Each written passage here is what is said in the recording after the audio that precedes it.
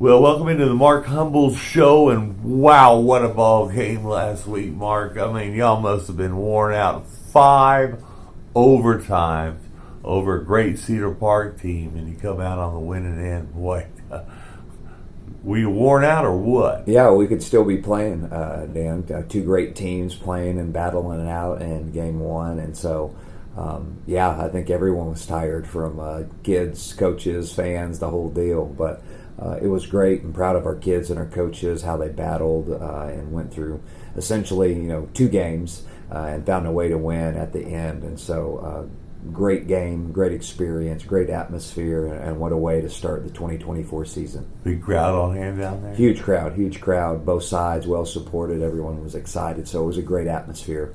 Great atmosphere and 2 really good football teams. Well, playing. You knew the Knights were going to be there.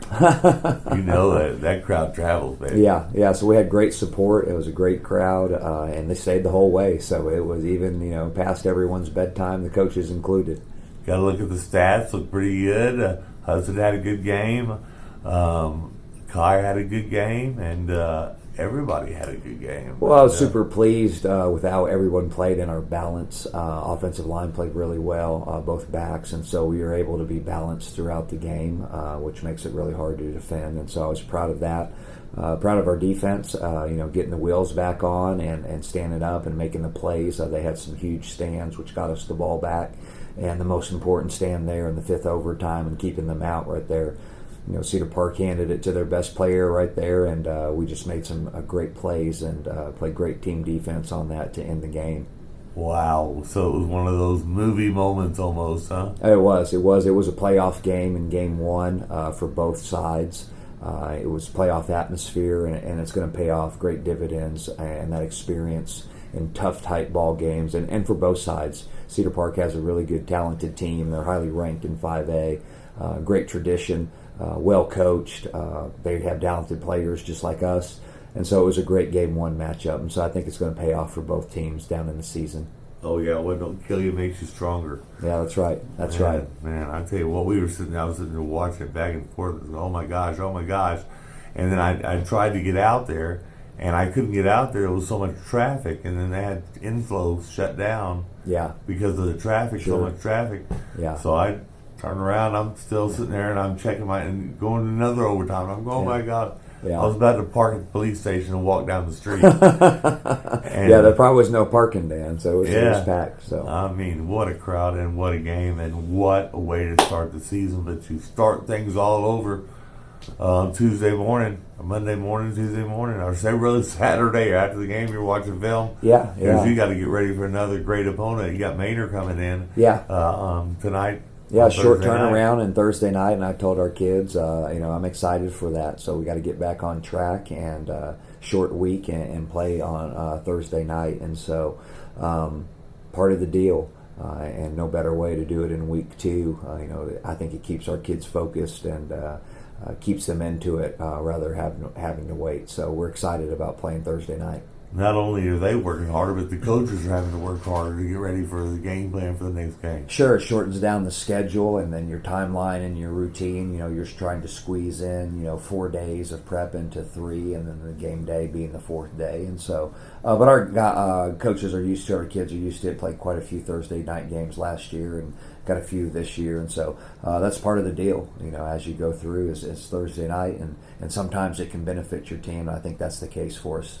Oh, it'd be nice to be at home at Leo Buckley, too. It's always nice to be at home, no doubt. Our kids, take great pride in playing at the Buck and defending the Buck. Our fans take great pride in being there. I know our kids love, and our fans and our student section love being there. And so excited about getting that and being able to play in both stadiums this early in the season.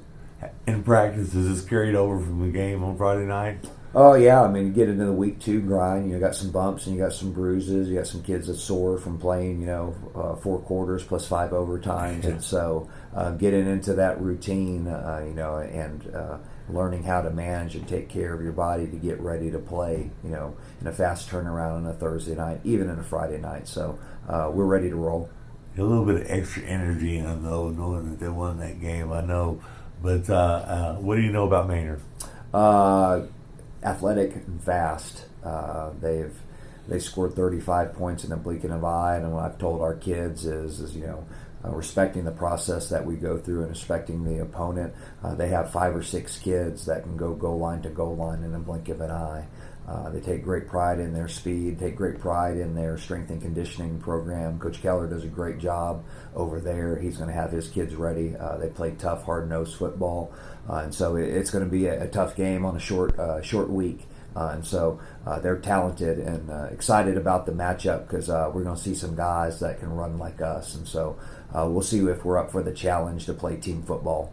So they match up pretty good with you then. Yeah, they are just as athletic and as fast, and they do a great job over there, both sides of the ball. So it will be a great game to watch if you enjoy team speed. You know, when you were playing ball, Manor was just a small little community over there. Yeah, and never thought you'd see them where they are now with the growth around Austin. Yeah. Now just 2 high schools over there. So Manor New Tech is also going to be playing Chaparral.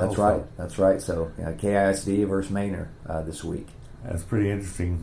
Don't confuse that with Manor Junior High at all, folks. But like you said, short week, got to get ready for the game.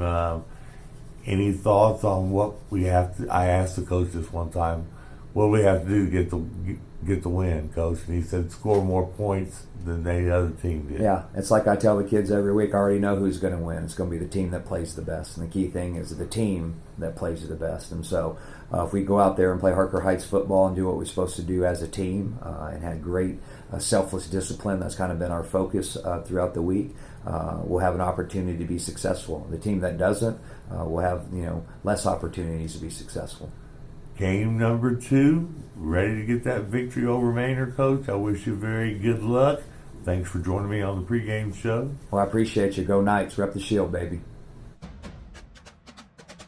You're watching I-14 Sports Network.